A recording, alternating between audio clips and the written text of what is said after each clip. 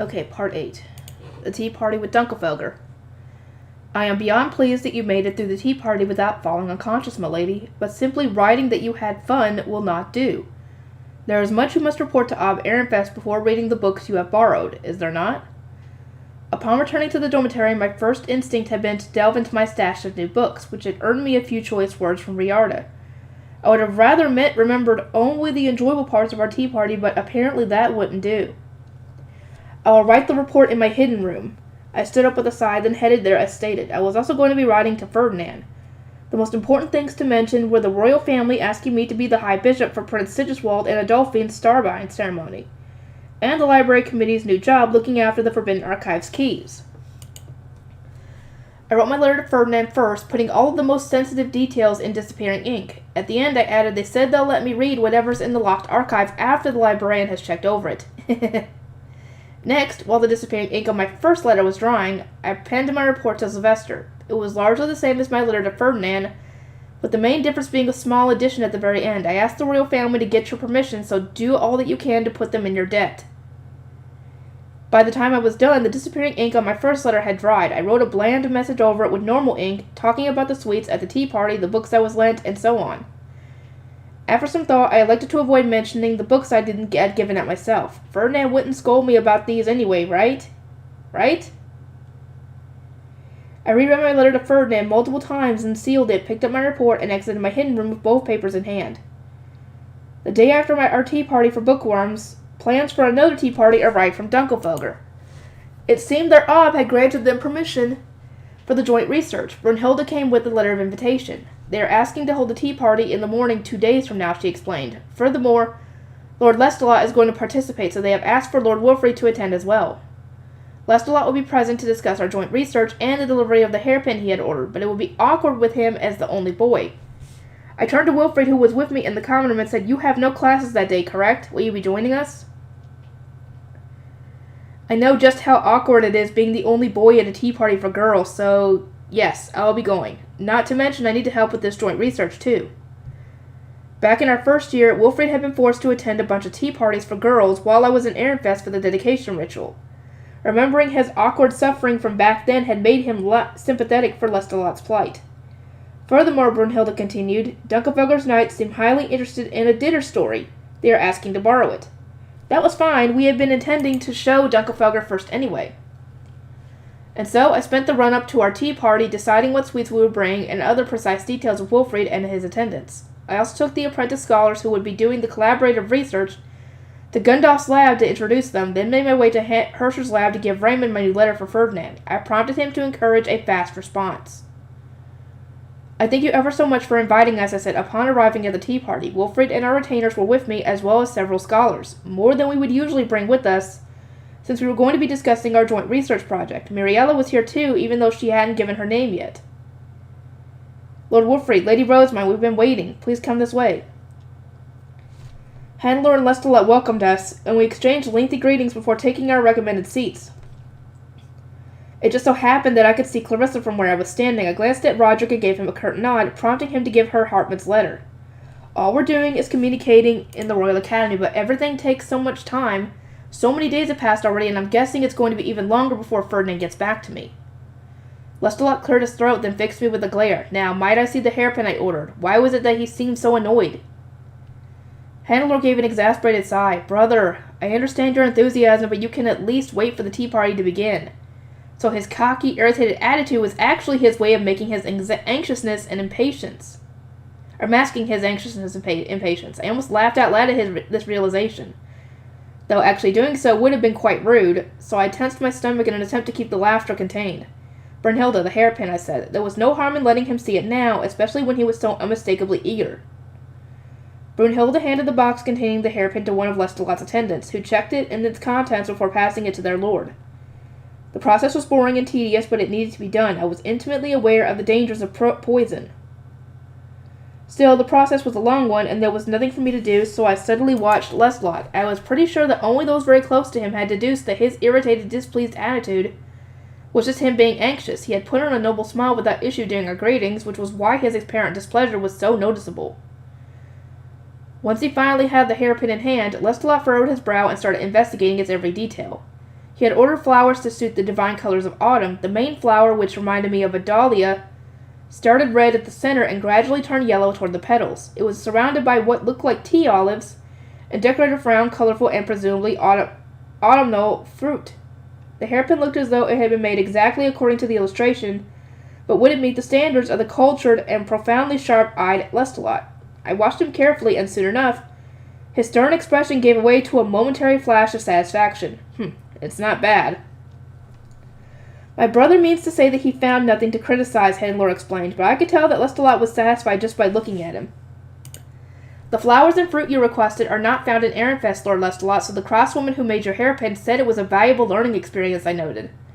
She said that you have excellent taste. Lestalot gave a short chuckle. If she reproduced flowers and fruit she has never seen before, then she must be even better than I expected. He then gave me a scrutinizing look that seemed to say, I like your craftswoman, so give her to me. No! You ain't getting Thule. I smiled. Your praise honors us. I take great pride in my craftswoman and entrust the creation of all my hairpins to her. And no matter how much you want Thule, she works for me. I'll never give her to anyone. Lestalot was giving me his usual glare, which I took to mean that he found me cheeky or cocky for rebuffing him. But there was some things that I just wouldn't budge on.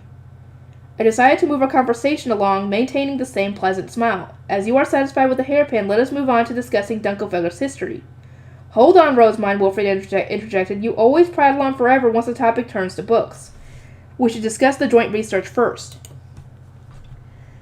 I turned to look at Wilfred and saw that he was just setting down his cup. Hannelore must have taken her first sip while I was talking to Lestalot, and now the both of them were enjoying their tea.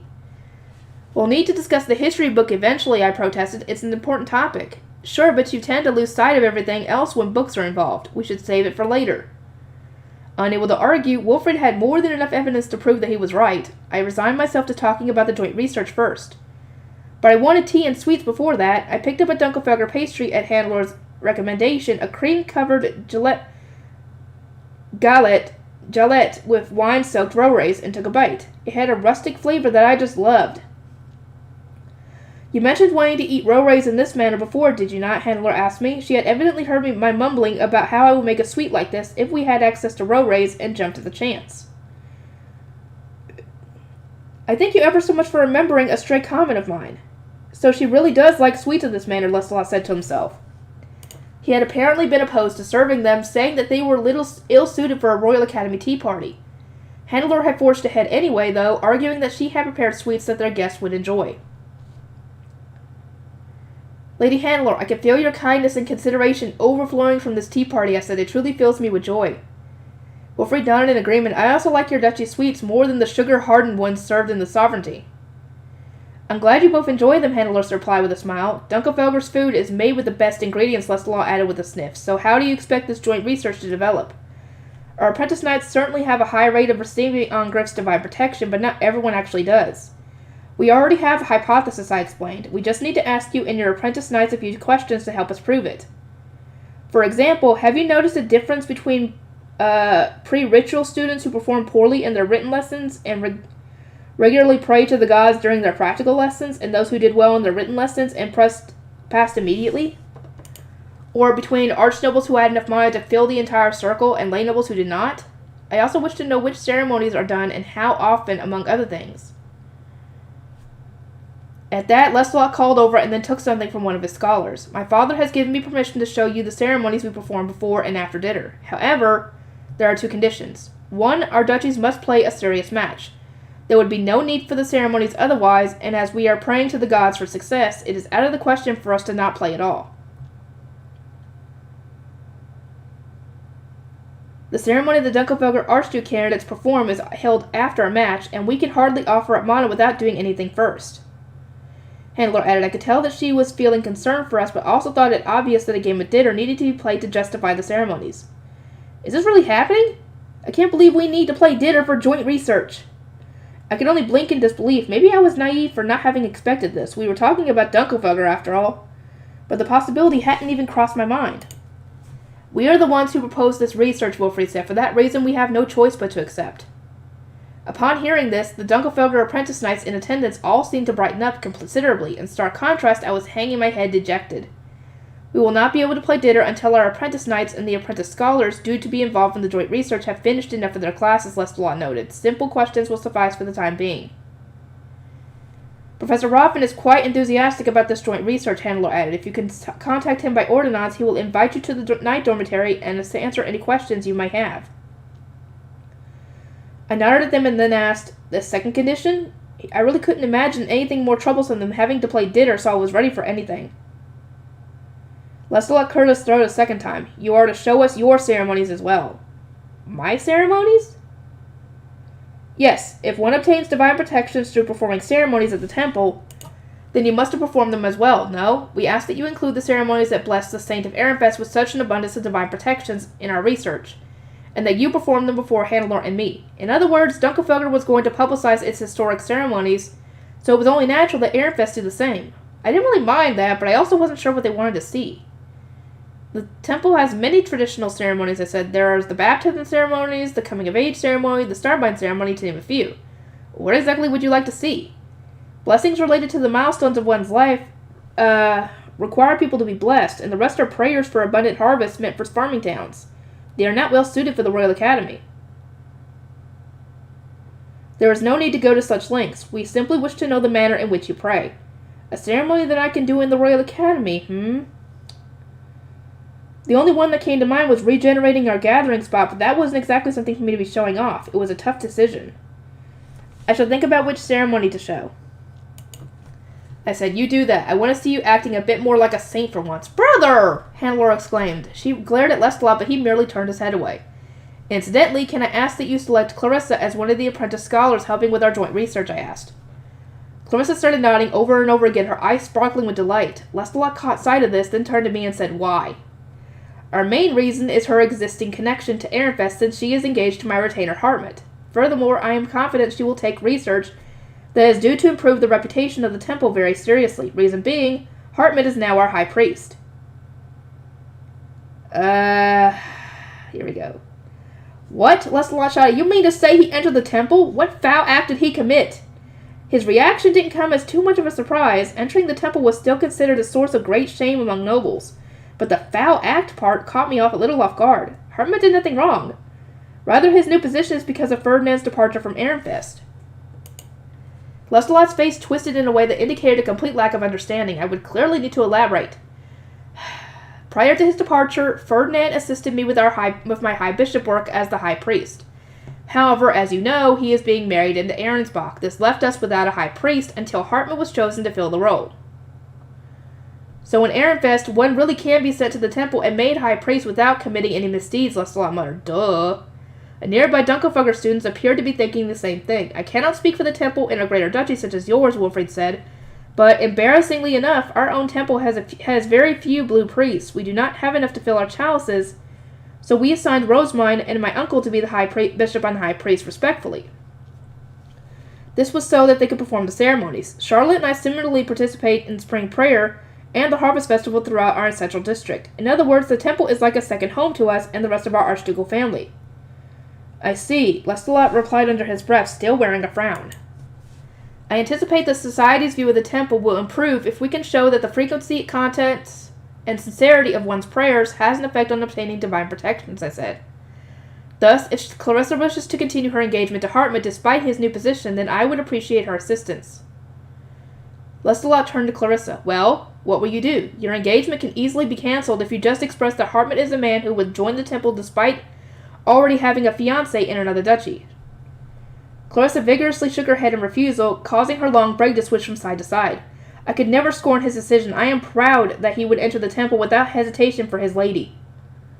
She then broke into a radiant smile that made her resemble Hartmut terribly. In fact, had I been in Ehrenfest at the time, I would have battled him for the position of high priest myself.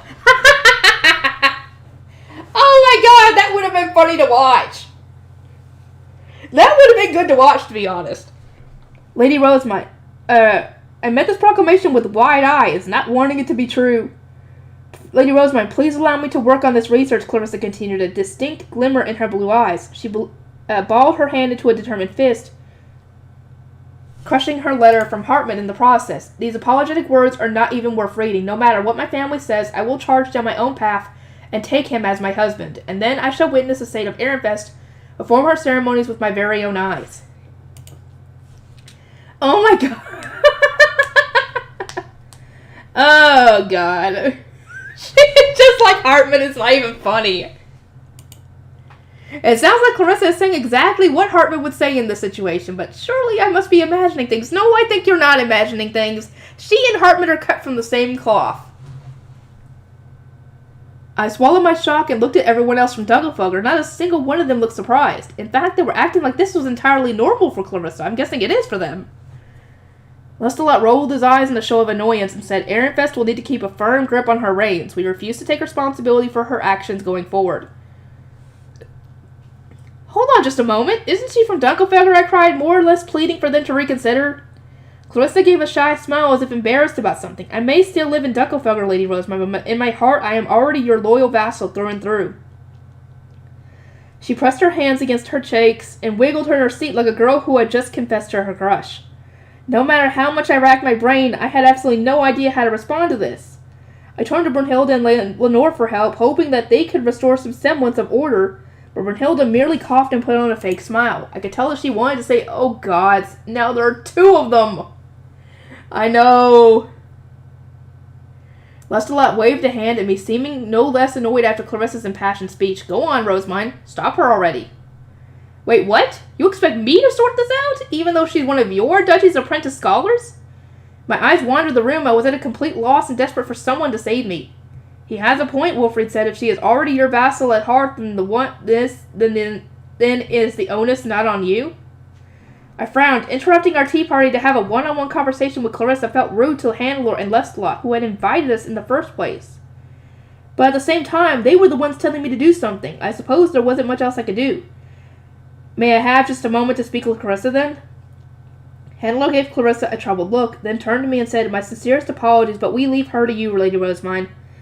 Anytime she gets in this state, our voices seldom reach her. Did that mean Clarissa was always giving such passionate speeches in the Dunkelfugger dormitory? It was a scary thought. Dang, she and Hartman are definitely cut from the same cloth on this one. Jesus Christ. I turned to Brunhilde. Your gift, if you would. I understood. We had with us a hairpin that Hartman wanted us to give to Clarissa if she didn't cancel their engagement. The other girls had informed us that it was best to give these things sooner rather than later, so that the woman receiving the hairpin could decide on clothes and a hairstyle that would suit it best. Our original plan had been to discreetly give Clarissa the hairpin after the tea party, but there seemed to be no end to her preaching in sight. At least by presenting her with it now, we could ask her to return to her room to admire it there. She had been calm and quiet not too long ago, and this would restore the peace. That was what I was hoping for anyway. Brunhilde pulled back my chair so I could stand up, and then I leisurely walked over to Clarissa. Her mouth stopped flapping when she saw me, and she immediately started focusing on my every move. The whole room had gone silent, and I could tell that all eyes were on us. Clarissa, I said, extending a hand to her. She snapped back to reality and dropped to her knees at once. I understand your feelings all too well. I am glad beyond words that you respect Hartman's decision to enter the temple and not run from his duty. Lady Rosemine, thus I offer you this gift. If you still see Hartman, the Ehrenfest High Priest, as your future husband, then please accept this hairpin from him. It is to be worn at your graduation ceremony. Clarissa accepted the box, tears welling in her eyes. However, I continued, I would ask that you return to your room to open it. I made a point to look at Hannelore and Lestalot, the latter of which immediately understood the meaning behind my gaze. Clarissa, he said, you may leave for today. No, I don't think I will. I should like to stay here until the very end, to burn Lady Rosemine's visage with mine eyes. What the fuck is wrong with this girl? Jesus Christ, there's obsessed and there's fanatical. Jesus. Then shut up and stand in the corner. You're interrupting us. He shooed Clarissa into the literal corner of the room, then sighed. It seemed that we had just at last soothed the beast. I gave a relieved sigh and returned to my seat. I see you have excellent control over her, Lestalot remarked. Unfortunately, I already have experience with her type. If we have nothing else to discuss regarding the joint research, may we talk about the Dunkelfugger history book? Indeed, Hannelore said, my brother and father are very much looking forward to the finished product. She then smiled, prompting me to continue. Wilfried turned to his lined-up scholars and called over Ignace, who then handed an advanced copy of the book to one of the Dunkelfugger apprentice scholars. After the usual checks, it ended up in Lestalot's hands. Lestalot began flipping through the book. He looked particularly stern, but that wasn't much of a concern for us. Our greatest priority was getting approval from Ob Dunkelfugger. Wilfried turned away from Lestalot, who was so focused on the book that he had probably blocked us out entirely, which is like what Rosemine does. and instead spoke to Handler. If all is well with the book, then we intend to sell others just like it. We shall await Ob Dunkelfelger's response at the Archduke Conference. Understood. I will tell the Ob as much, Handler replied, accepting the duty with a smile. She glanced at Lestalot, who was still absorbed in the book, and ordered a second round for tea for us all. As we sipped at our drinks, Handler told me more about the book. Your modern translation has had a great impact on Dunkelfelger. Oh my, truly? I asked. In what way? As you know, we study Jürgen Schmidt history here in the Royal Academy, but we never delve into the finer details of our own duchies. As a result, it is quite common for a noble not of the archducal family to know very little of their own duchy's history. This was the case in Dunkelfelger as well, that is, until the appearance of a certain history book. Your writing is so easy to read and understand that not just adults but even children have managed to learn from it. That's news to me. I thought it was pretty common for nobles to know their history. After going through my intense studying regimen with Ferdinand, I had come to assume that every noble knew their duchy's history. In truth, however, this wasn't the case. I guess the literacy rate isn't very good in any duchy.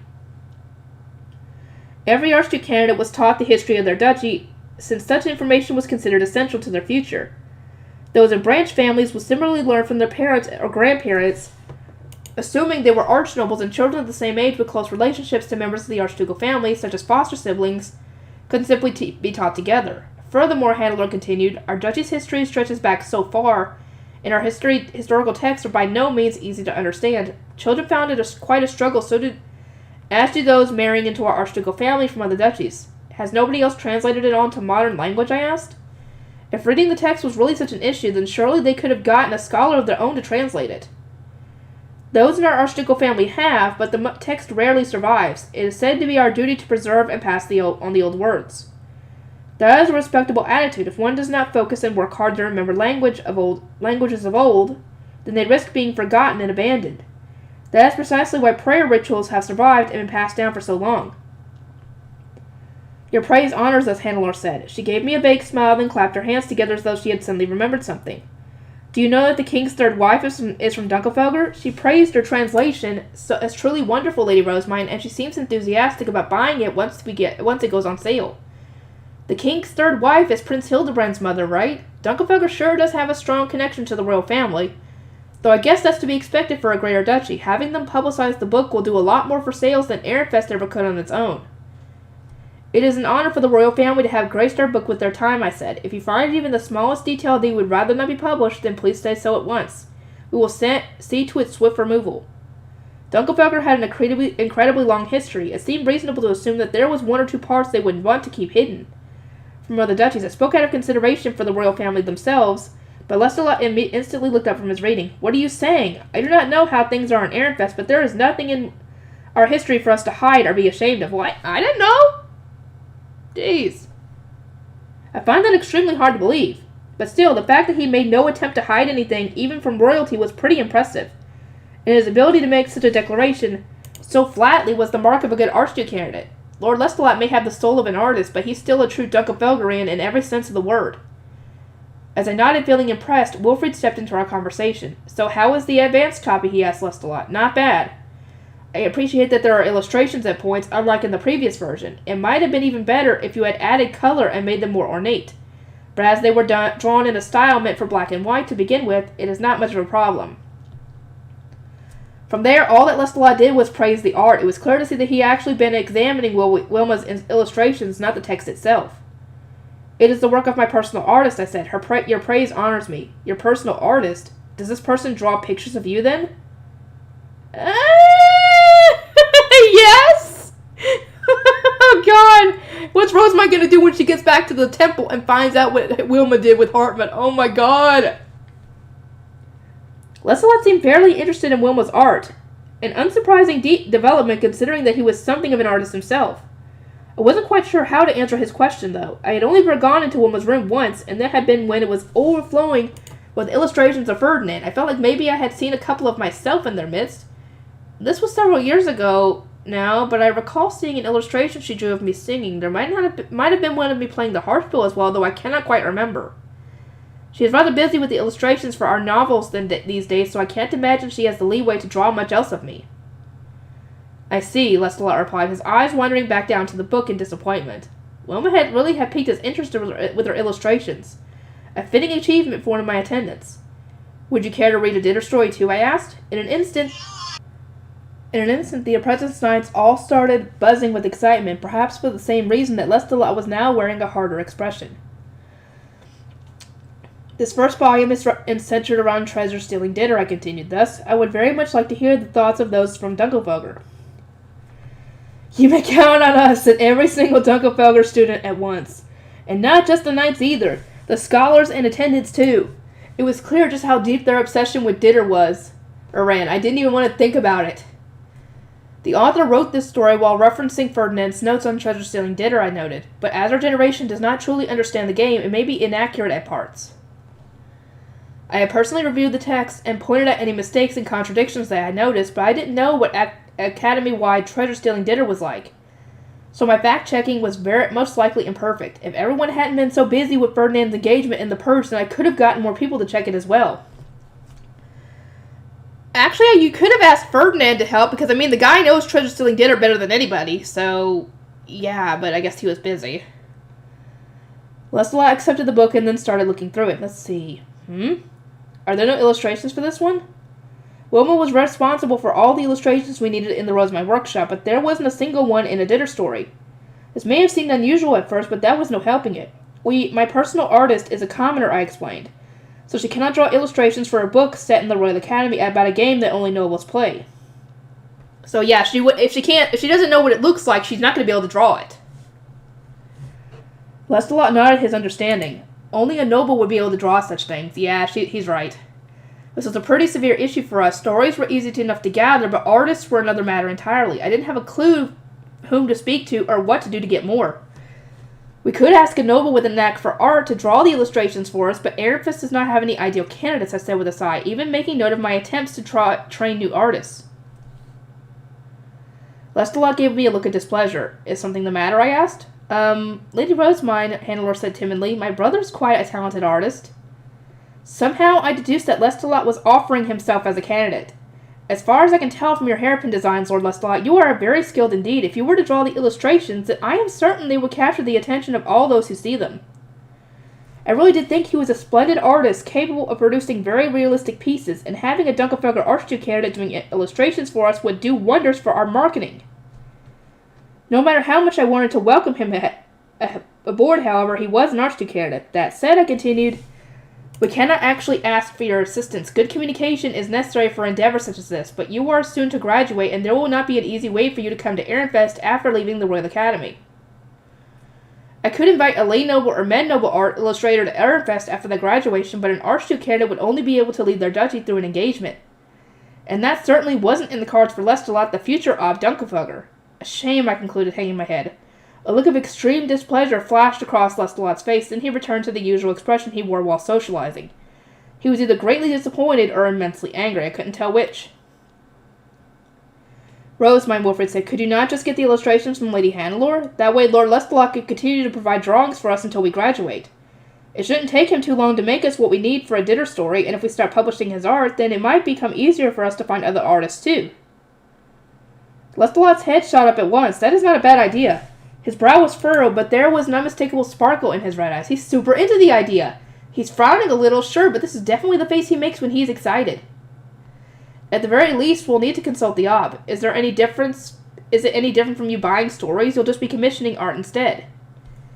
Wilfried, I exclaimed, calling out so frantically that my voice cracked. It was too late. Lestalot's lips had already curved into a grin.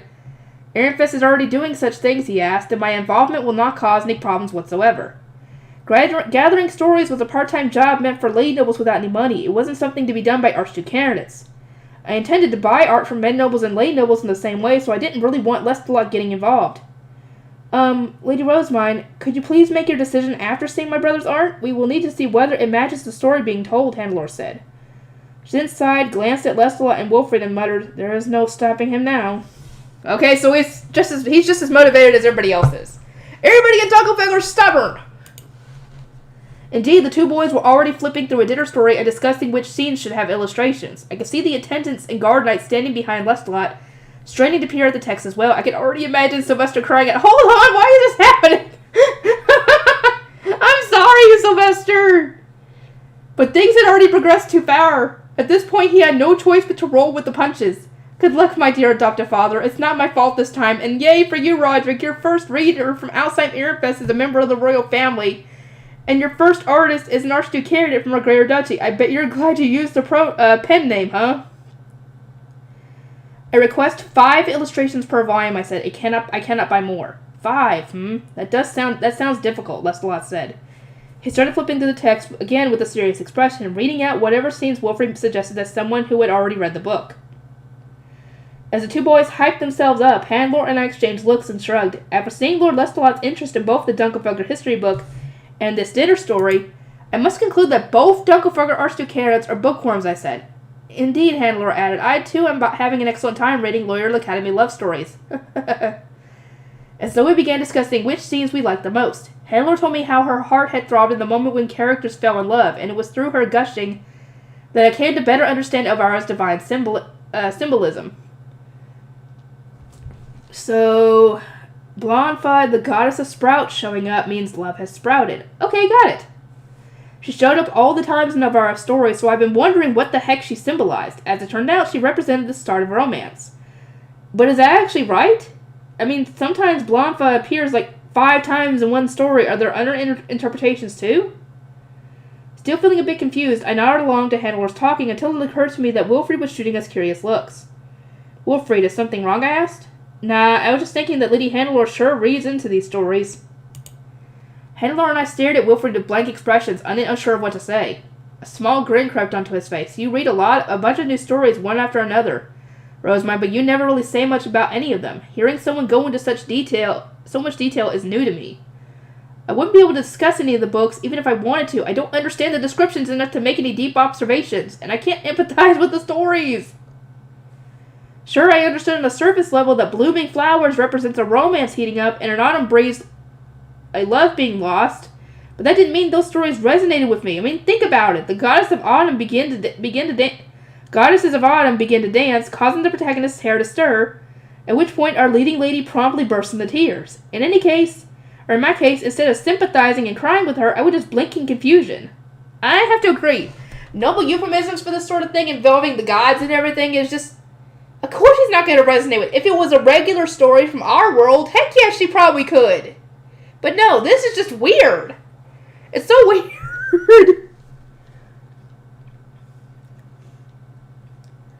Only after a few moments of consideration would I think, right, the autumn wind, her romance failed and the love is gone. Why so suddenly? Were there signs I missed?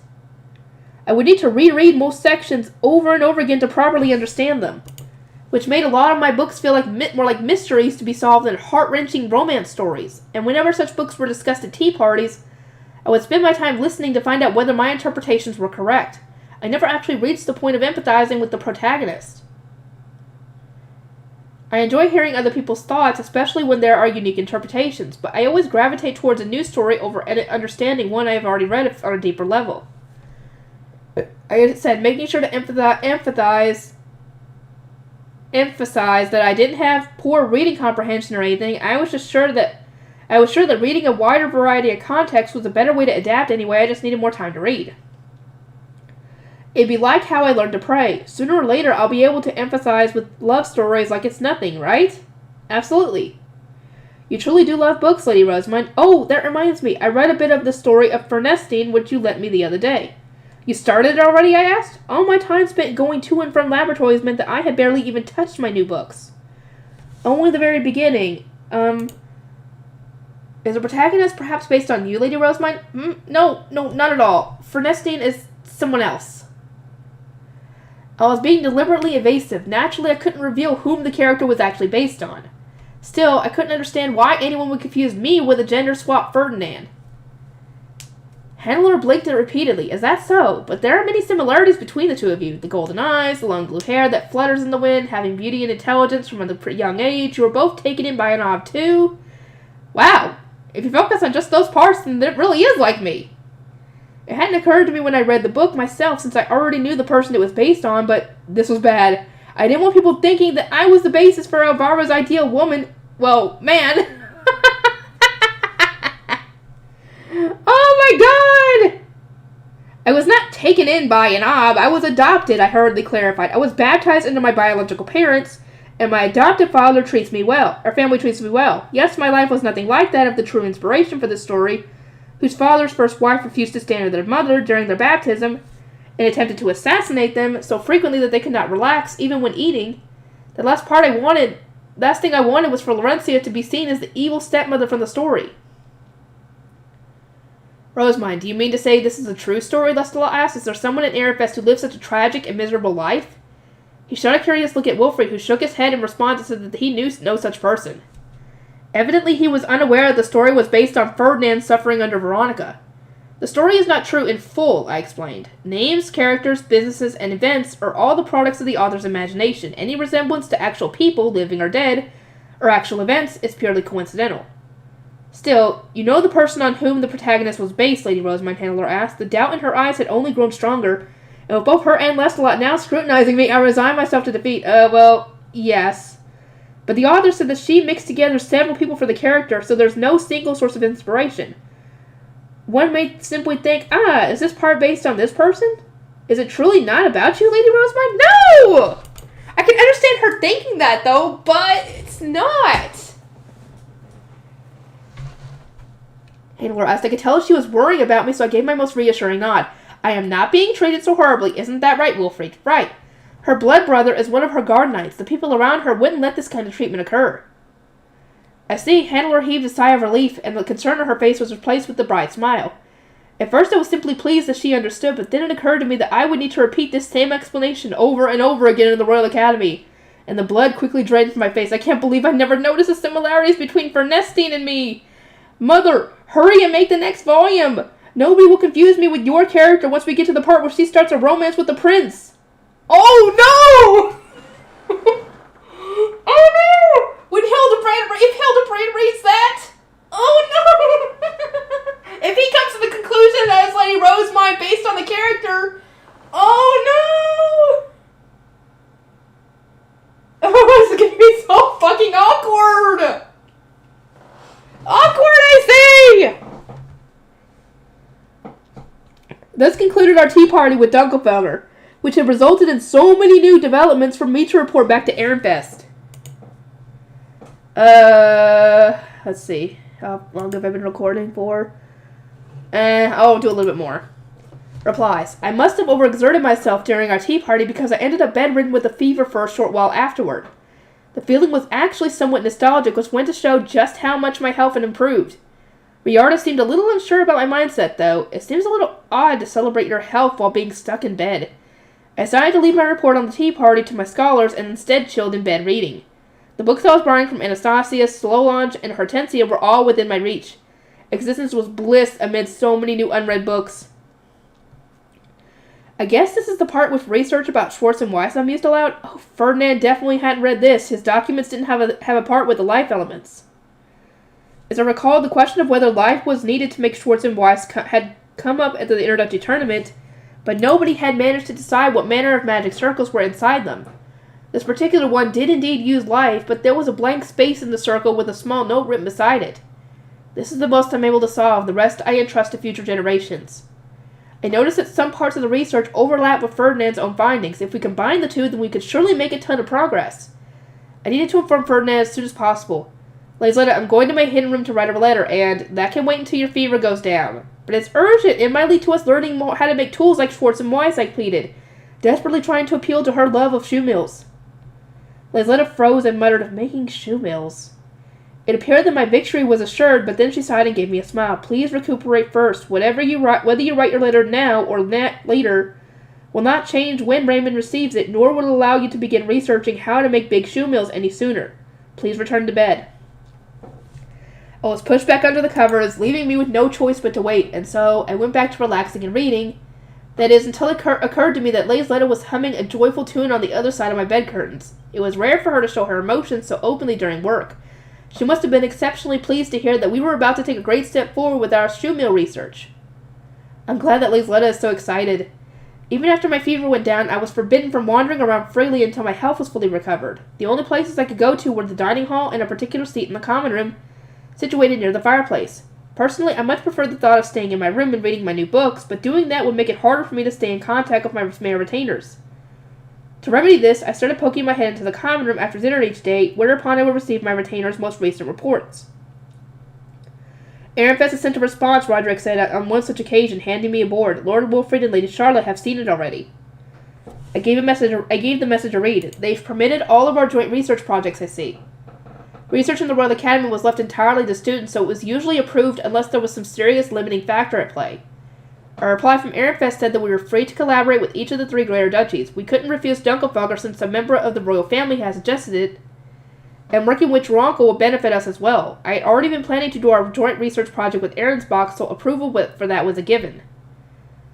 Also, our reply from Ehrenfest was praised for our decision to give Wilfrid's and Charlotte's retainers responsibility for the Dronkel research. It seemed that since we were doing 3 joint research projects at once, we could have otherwise been under suspicion of stealing the credit from our subordinates. Last of all, Ehrenfest has sent us this paper for research, Roderick said, indicating stacks of paper made from Ilgner's fey plants. The boxes in which the paper was being stored only had simple tags such as non-seb and effen on them, so the scholars weren't sure what the various kinds actually did. I started explaining the traits of each fey plant while handing the respective sheets to the research teams. Non-seb paper, also known as conjoining paper, is what we use for the merchant slips distributed to other duchies. Before said slips are actually handed out, they are dyed the same color as the receiving duchy's capes. Though I should mention that they have a tendency to fuse together to form one large piece. Effen paper is made from a fey plant called an effen, as its name suggests. I expect it has some property that produces sound. Ignaz and Marianne are writing down my every word, looking especially focused. If you have any questions then, please ask them, I continued. I should also note that in order to prevent any sensitive information from leaking to Dronkel, I am opting to avoid Professor Gundolf's laboratory. I have already met with him and all that, so if you bring the research ingredients with you, then that should keep him adequately distracted. Once I was done with my explanation, Feline held out a different board. Lady Rosamund, this is the response regarding Prince Sigiswald and Lady Adolphine's starbinding. For the sake of your relationship with the Sovereign Temple and your safety, they have suggested that you once again give a blessing from afar rather than officially acting as the High Bishop. I agree that giving a blessing from the shadows is the ideal approach, but to be honest, I don't think I can, I replied. In the past, my long-range blessings have come out on their own whenever my feelings run rampant. I've never given one consciously. I needed to give the first prince a larger blessing than I had given Anastasius and Eglantine, even though I didn't care about him at all. In fact, I barely even remembered his appearance. The best-case scenario was the prince getting a blessing that was noticeably less generous than that given to Adolphine standing beside him. And the worst-case, but very plausible scenario was the prince getting nothing at all. It would already be hard enough to get out a blessing and ensure that both Sigiswald and Adolphine received it equally. The thought of also needing to time it was terrifying. It was hard to believe that luck would carry me to success. I wanted to at least get some practice in first, but if people realized that there were blessings being sent left and right and center, then they would no longer be seen as a special miracle of the gods. I shook my head. Please tell them that I must be present for the ceremony in order not to fail. Taking the High Bishop's position would allow me to see Sigiswald and give the blessing directly.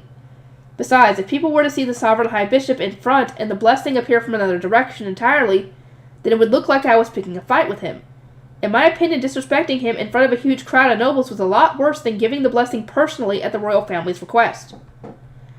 I penned a letter describing Ehrenfest's concerns, ending with a line that more or less meant Prince Anastasius will be responsible for managing our relations with the Sovereign Temple as the one who suggested this. Make sure Ehrenfest does not suffer any more than it already has. Then I gave the letter to Brunhilde. Hand this to Professor Eglantine if you would.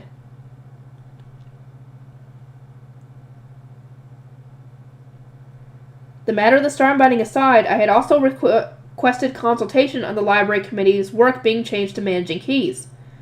Though the most Ehrenfest could really do was obediently follow the orders of the royal family, I could tell that Sylvester was thinking, I don't really understand the implications, so just roll with it. For now, it seems safe to keep avoiding the royal family outside of summons, I said. Furthermore, as per your request, the second volume of the story of Fernestine is being printed without delay. As it turned out, the script had been sent to the temple alongside the face stones needed for the dedication ritual. I sighed in relief. Once the copies arrived here at the Royal Academy, people would surely understand that Fernestine was nothing like me at all. The next day, Muriela and Grisha came with their name-swearing face stones. I accepted them in a separate room. This time, as well, I was taking the names of 2 girls. Only my female guard knights and such were accompanying me. Lenore, will this do? I asked. If so, summon them both here. I see no problems to report, Lady Rosemine. Feline, allow Muriella to enter first. Feline brought in Muriella, whose name I promptly accepted. I channeled my mana into and transformed the stone all at once in an attempt to minimize the pain she felt, but she still appeared to suffer quite a bit. Are you well, Muriella? I'm quite fine. The pain lingers, but it is nothing compared to the joy I feel. My resolve to give my name allowed me to attend a tea party with Dunkelfelger and hear Lady Sandelot's thoughts firsthand. Her thoughts? I agreed completely, absolutely, and positively with her thoughts on the love story, so much so that I could easily have spent an entire night in discussion with her. It fills me with such great happiness to know that someone enjoys the same books in the same way that I do. Muriella sighed sweetly, the sparkle in her green eyes growing brighter by the moment. Her breathing was heavy, in large part because she was still enduring the pain from being bound with my mana, but also doubtless because her heart was racing in excitement. The sight reminded me a lot of Elvira than Hannelore. Muriella sure seems really compatible with Mother, as you would expect, considering that she wanted to give Mother her name. Lady Rosemine, Muriella continued, I wish to pour my heart and soul into gathering love stories here at the Royal Academy, and gifting them to you and Lady Elvira. Gathering stories is Feline's job, I said, putting a stopper on Muriella before she can recreate Elvira's rampage for love stories. You must first learn about the printing and papermaking industries. After all, you will need to be able to work as Mother's subordinate when you return from the Royal Academy. Muriella's eyelashes fluttered a few times and were surprised, then her expression turned diligent and she gave a firm nod. Understood. Yeah, there's no two ways about it. She'll be so much better as Mother's subordinate. Feline, teach Muriella about the printing and papermaking industries, I said. In fact, while you're at it, teach her how to write reports as well. Once things have settled down, then you may teach her your methods for gathering stories and start working in tandem. Now that Muriella was the apprentice scholar of an Archduke candidate, she needed to be able to write reports that Ferdinand would approve of. Feline had already received more than 2 years of instructions from her and him and Hartmut, so she was more used to the process than Roderick, a newbie. Muriella, you should know that the hierarchy among my retainers is not based on status, I said. Lenore, an archnoble, takes the lead here in the Royal Academy, but my guard knights in the castle are primarily overseen by Daniel, a lay noble. Similarly, although Feline is of a lower status than Roderick, I am entrusting her with your training due to her experience and precision. This is likely very different from what you have been taught to expect, but it's how I do things. You will need to grow used to it. Understood. I motioned for Feline to leave with and start teaching Muriella, then had Laysletta summon Gracia, whose name I also proceeded to accept. Gracia should have suffered just as much during the name-swearing process, but she bore it all with a simple grimace. By the time it was over, she had merely made nearly a grunt. Did that not hurt, I asked. Are you feeling okay? Gracia brushed her forelocks away from her blue-green eyes, which I could now see were crinkled in a smile. I thank you ever so much for your concern, but this much is nothing. I shall do my utmost to maintain a comfortable space for you who so graciously accepted my name.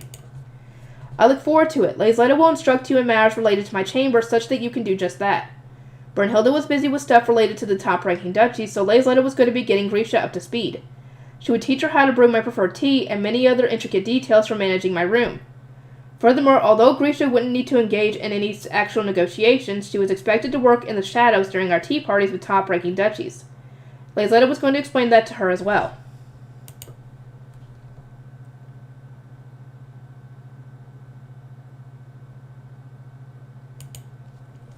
Laysletta stepped forward and smiled. Lady Rosemine's attendants are also expected to clean Professor Hirsch's laboratory. I will teach you how, so listen well. Professor Hirsch's laboratory, Gracia repeated, widening her eyes. A few exceptions aside, the laboratory is visited almost exclusively by men nobles. This is considered internal work as a result. Furthermore, as Lady Rosemont will be busy researching Schwartz and Weiss from this point onward, she will need to visit much more regularly. It is an attendant's duty to clean wherever their lady goes, so you must grow accustomed to this, Gracia. Gracia looked down a bit, then nodded. Wasn't I putting off researching Schwartz and Weiss because of our joint research projects? It seemed that Laysletta was planning to do everything in her power to assist Hirsch's laboratory so that we could more easily carry out our research. Could you imagine a more heartening ally? I was fully recovered, meaning I could finally return to Hirsch's laboratory. I gave Raymond my third round of correspondence, this time regarding the Dunkelfelger Tea Party and the Shoe Mill's magic circles, and in return received a reply from Ferdinand. Of course, Laysletta performed various checks before it made it into my hands. This letter is fairly thick, I observed. Brunhilde nodded. That is because there are 2 here. Responses to your first 2 letters, apparently. As I continued to speak with Raymond, Gracia received 2 lessons from Laysletta, an explanation about the letters, and a rundown of the poison checking process, which she listened to alongside Lorenz. In the meantime, Judith stuck with me as a guard. Thanks to your assistance, Lady Rose, my sound recording magic tool received a passing grade, Raymond said. Please allow me to buy the schematics. I would very much like to make one myself. I do not have any money on me at the moment, but I will ask Riarda to bring some next time. Thus, do not sell them to anyone else. Consider this my reservation. Raymond laughed and said that nobody else would want them anyway. But I wouldn't believe that for a second. People simply hadn't realized what Raymond was worth yet. I wish to read Ferdinand's responses in my room, so shall be taking my leave for today, I said. Raymond, I will leave food for you and Professor Herscher, so please do eat before starting on your research. Oh, and do not forget to deliver my new letter for Ferdinand. Understood. After getting my attendants to plate some food for Raymond, I returned to the dormitory with my retainers. I had written my actual correspondence to Ferdinand in invisible ink. It was likely he had done the same for his response. Given that the hidden texts with Shine were being revealed, it was probably best not to read them in public. Once in my room, I rushed to my hidden room with the letters in hand. Hey, responses! Taking an illuminating magic tool in hand allowed me to read the normal text, while the shining text was basically invisible. I started skimming the first letter and then blinked. Even the normal text is pretty scathing. Why, though? I had fully expected Ferdinand to take me over the coals in his hidden letter, but in his regular one too? It baffled me since I really hadn't done that much to warrant his frustrations. He had specifically criticized me for sticking my nose where it didn't belong, an unfounded remark if there ever was one. My greatest defenses were worrying about his health and going out of my way to clean Herscher's laboratory, and neither one was something where my nose did not belong. Oh, and hold on a second. He's using language tricks to avoid questions, isn't he? This bit here, don't worry, I'm fine. It clearly indicates that he's leading an unhealthy life, right? I pored over one critical sentence after another, then something miraculous caught my eye. He had described my efforts to pass each of my classes on the very first day as very good. Woohoo! The patented Ferdinand, very good! I turned off the light while humming to myself, and the shining letters became visible. He's scolding me here as well. Let's see. How do you even cause so many problems in so short a time? I'm not trying to cause problems, but I'm sorry anyway. Do not use ascended to the greater heights to refer to what happened in your divine protection ritual, he had written. In your case, that is actually probable. Yeah, what she said is essentially dying. Why did you have to say it like that? As expected, Ferdinand hadn't obtained his staff until after he performed the ritual, so he hadn't struggled with losing control over his mana. In fact, in his case, his control had only improved. He went on to explain how he had solved his mana problems before obtaining a stat, but it was the same as what Sylvester had said. It is said that having too much mana delays one's growth. In your case, you need only as much mana as your staff can wield. So perhaps you should start decompressing it and giving your body some time to grow until a resolution is found. I am a bit healthier now thanks to the Dereve, so thinning out my mana should make it easier for me to grow. As someone who agonized over being so much shorter than everyone else, I wanted to prioritize growing taller over having more mana. Most of the country was suffering from a mana shortage, so the Royal Academy largely encouraged students to prioritize mana compression and increasing their mana quantities. I had been feeling anxious about making my mana thinner, so it was super relieving to find out that my current quantity was good enough. Then, as expected, Ferdinand had said there was no need for me to tell Herscher what was behind the shrine. Keep that information to yourself, he had written. Apparently, the magic circle for obtaining divine protections could also wait until my return to Ehrenfest. Regarding our joint research on the ritual and our plans to repeat the process on adults in Ehrenfest, Ferdinand had said, "You can earn protections even after coming of age. I received more after entering the temple." He had completed the experiment already, included a list of the improved discoveries he had made in the process. Just how many experiments did you do in the temple, Ferdinand? However, he had only experimented on himself, so he hadn't learned from Justice and Eckert that one could become omni-elemental through name swearing as Roderick had. He had also included a rare, honest statement from himself, which said, "I would like to do research in Ehrenfest as well." It was very casually written, but I could practically hear his mad scientist soul crying out. From there, Ferdinand very indirectly mentioned that he was a little relieved to hear that Herscher and Sylvester had spoken and made up somewhat. He then said that we couldn't let our guards down even now that the purge was over, and that I needed to be especially careful after returning. On the topic of our joint research project with Dronko, Ferdinand said that he was looking forward to seeing the published results. And as for our joint research with Ahrensbach, he said that he had already learned about it from Raymond. I could guess that he had yet to receive any letters from Fraulein. As expected, it's either taking much longer to reach him, or she's planning something. Ferdinand requested more details about the joint research, then followed this up with a characteristically blunt remark. Herscher had mentioned that Ferdinand was to blame for her decision not to take our problem seriously, and when I asked what he had done to warrant that, he simply replied, "Not nearly as much as you." That still means you caused a lot of problems too, my dear Ferdy. Although, wait, hold on a second. If you are both going to be presenting this as my disciples, then I must raise the severity of my grading scale. Just who are you in competition with? It seemed that our joint research projects with the 3 greater duchies had sparked Ferdinand's hatred of losing, especially when Raymond and I were marketing ourselves as his disciples.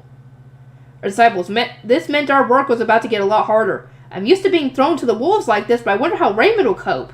Well, he's Ferdinand's disciple too, so I'm sure he'll survive. At the very, very end of the letter was one last note written in tiny letters. Oh, and do let people think the Geduld's song is a romantic one. That will be less problematic for me. Whew, seems like he barely cares. As I came to the end of the first letter, I realized that my eyes were stinging from squinting at the lights. I turned on the illuminating magic tool and put my hands over my face. I could still see the shining text in the back of my eyelids. I wonder if Ferdinand went through this when reading my letters. I could already picture his frustrated grimaces as he squinted at the text. The very image brought a smile to my face as I reached for the second reply. This one seems fairly thick too. Let's see here. First, I read the parts written in normal ink. It seemed like a good idea to get my eyes some rest. This was his response to my letter about making prototypes of Raymond in Herscher's lab. I had made sure to very clearly write that the details were being sent through Fraulein. That way, whoever was checking the letters would know if she wasn't delivering them. In response to that, Ferdinand had confirmed my suspicions. I have not yet received a letter from Fraulein, so I do not know the details of what you speak. Still, it is good that you are enjoying your research. Just take care not to bother those at the laboratory, as you are bringing so many retainers with you. They gave me all the ammunition I needed to complain to Fraulein when I next gave her a report.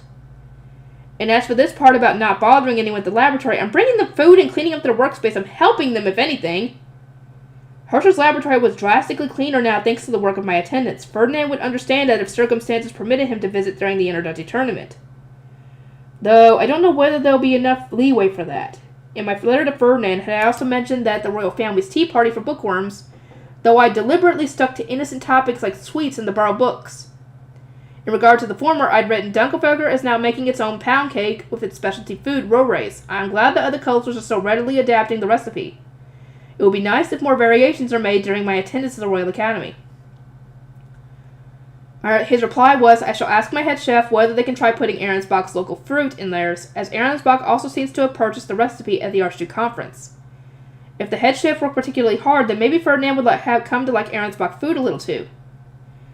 As for the borrowed books, I'd written only the simplest, most surface-level description. I borrowed books from the Sovereignty and the Palace Library. The one that Professor Solange lent me was from a closed archive and contains research on Schwartz and Weiss. I will inform you if we make any new discoveries.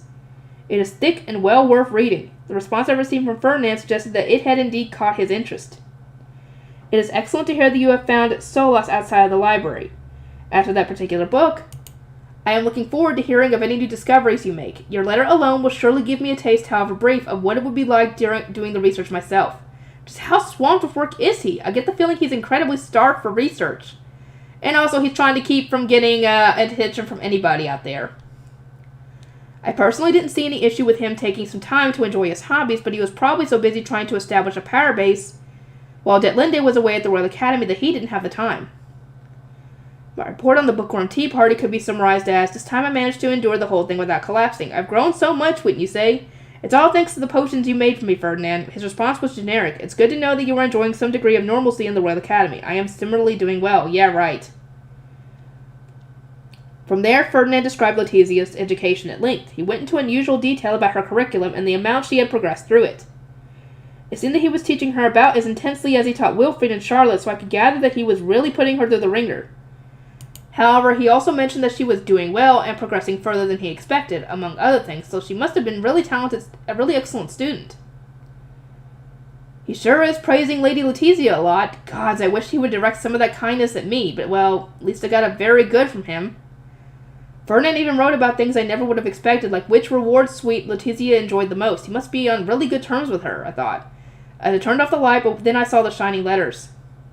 Wowee, he must have written all about her so much detail that he could cover up all this text. Seeing all the extremely compact lines of text made me picture Ferdinand sweating bullets trying to come up with enough mundane chatter to disguise it all. I couldn't help but chuckle to myself. He will probably give me a stern stop adding so much to workload as soon as he saw me at the Raider Dutty tournament. Though maybe he'll refrain from saying even that much since he won't want other people to hear. Probably. My hidden message had included a brief summary of my current predicament. I will be serving as the High Bishop for a royal family starbind ceremony. It seems that Prince Anastasius and Lady Eglantine figured out that I was the one who blessed them on that fateful day, and my blessing apparently ignited a new conflict in the battle for the throne. Now they want me to bless Prince Sigiswald as well. In response, Ferdinand had written, naturally there will be no way to refuse if you receive a formal request from the king. Unlike last time, this wasn't an interrupt request from being made the very day before, and there were a lot more people involved, so our hands were pretty much tied. It was a relief to hear that even Ferdinand thought we should accept. Similarly, he responded to my question about what I should ask of the royal family, on top of them getting the Sovereign Temple's permission, and allowed me to bring my guard knights. As you will be performing a ceremony in a local location that you are unfamiliar with, make them allow you to bring Hartman as support. Furthermore, as the royal family will be laying the groundwork with the temple and pushing through your guard knights, ensure that you do not fall ill at a critical time. It was certainly true that my constitution was the biggest concern here. I had to make absolutely sure that I wouldn't end up needing to cancel on the day of. Worst case scenario, I would have to chug a bucket of potions, and force myself up on stage anyway. It seemed wise to prepare even the ultra nasty variety. The part I'd added about wanting to see Ferdinand get married earned me this reply. You should not bless my starbind ceremony, especially as your blessings are so greatly dependent on your feelings. The last thing we want is for me to receive a larger blessing than the prince. Do not forget why I was urged to leave Ehrenfest in the first place. Considering the suspicion that he was targeting the throne as a seat of Adalgisa, he was right. My blessing favoring him would cause big problems. Still, it would be hard not to bless him. I pursed my lips and continued reading. As the topic changed from the starbinding to the library, I recalled my own account of the whole key situation. An archnoble librarian from the sovereignty has taken ownership of Schwartz and Weiss. Now the library committee will serve a new purpose, helping with the management of 3 keys, each of which requires a separate owner used to unlock a particular archive. Once the librarian has inspected the inside, I'm allowed to read whatever books it contains. The response Ferdinand gave was unexpected, to say the least. You say, once the librarian has inspected the inside, but my understanding is that only those registered as royalty Archduke candidates, registered as mana suppliers for foundational magic and the library's magic tools can enter the archive. As a result, the archive was managed not by the librarians, but by the tools themselves, with the librarians only managing the keys. It seemed that during a period where Ferdinand was visiting the library, often to search for research documents for Herrscher, he had mumbled something about a particular document. That passing remark had led to Schwartz and Weiss informing him of the archive. That said, I find the royal family's complete ignorance of so many subjects is unnatural. Someone may be limiting access to information or otherwise hiding the existence of documents from them. The archive that requires 3 keys is a storage space for old documents and intelligence preserved through magic tools filled with knowledge that the present and future kings need to know. It is an archive not for you, but for archdukes and the royal family. It seemed that the archive stored textbooks on previous archduke candidate courses and reference documents for old rituals, including documents related to Holdensdale's ceremony. Ferdinand had wanted to access it during last year's Archduke conference, but Schwartz and Weiss had turned him and Sylvester down because there was no librarian. In other words, since I'm an Archduke candidate who's performing mana replenishment and who's entrusted with one of the 3 keys, I can go inside! Yay! But just as I was starting to celebrate, I read on. If the royal family has lost knowledge on these matters, then it would be best for them to for them to see it immediately. You are not to approach the archive yourself, however. Doing that will only cause problems. No! I cradled my head in my hands. His response hadn't come as much of a surprise, to be honest, but I still couldn't contain my envy. Ferdinand got to read the archive's documents when he was a student, so why can't I? I want to read more new books, too. Outside of responding to my questions, Ferdinand also told me about the current state of Arensbach. Georgine's influence stretched further than he thought, and the chalices the former High Bishop had brought to the dedication ritual had apparently belonged to old workstock.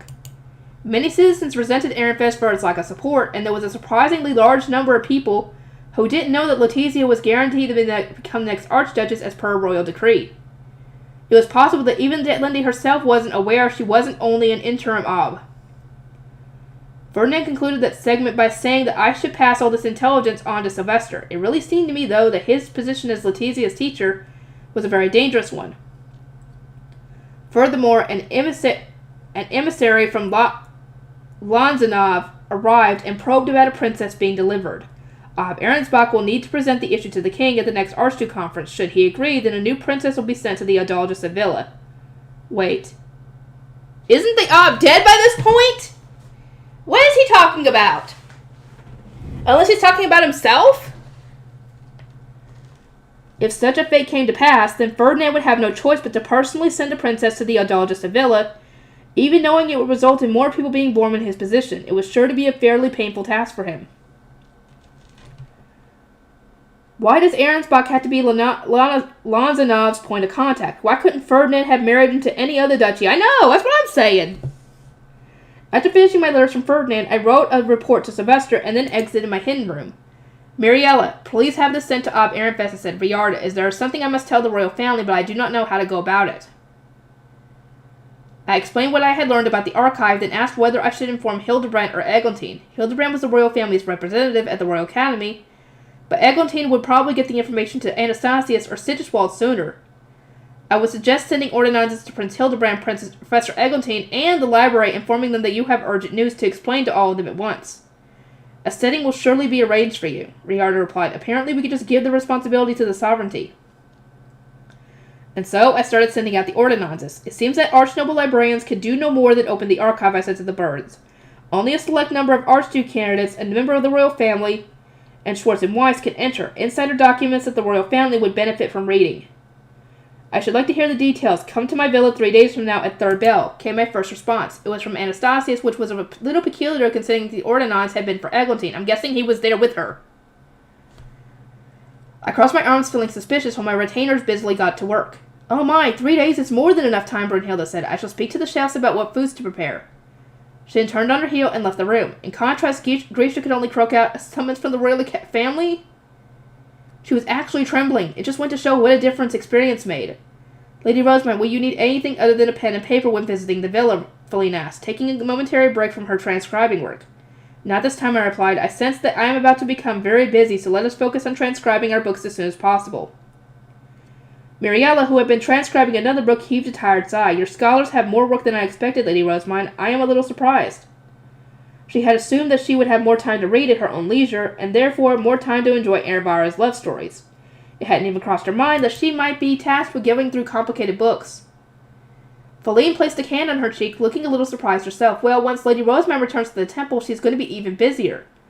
On top of sorting through gathered stories and information, transcribing books, and accompanying her to tea parties, we will need to take on temple work and duties related to the printing and paper-making industries. She gave a bright smile. But it is all worth doing. Mariella responded with her own smile, which was noticeably stiffer than Feline's. Thinking about it like that, my scholars certainly carried a much heavier burden than those serving Wilfrid or Charlotte. Mariella, as you intend to give your name to my mother upon graduating, I do not mind if you stick to only doing Royal Academy work, I said. That will not be necessary, Mariella replied, after a slight pause. I am your retainer as well. Then, after pumping herself up, she confidently dipped her pen back into the ink she was using. I could feel a pleasant warmth spread through my chest as I watched my retainers work. My next course of action was to make my plans for later. I didn't care much about advising the royal family, especially as I didn't intend to get too involved with them, but I did care about Ferdinand's reputation, and strengthening his position through joint research. I should reply to Professor Roffin first then, I guess. He had sent me an invitation to the Knights' dormitory after I requested an opportunity to ask the apprentice knights about research stuff. I would need to reply to that as well. But when, I wonder? Preparations will take time, won't they? I would need to create a questionnaire in advance so that all my queries were in order. These would need to be an answer. There would need to be an answer column as well, and we'd need several copies to distribute. We didn't have anything so convenient as a copy machine, though, so my apprentice scholars would need to write them all out by hand. Maybe this would be a good opportunity for them to learn how to make questionnaires. My hard work began from there, and it continued all the way up until the day Anastasius had scheduled for our meeting. The epilogue!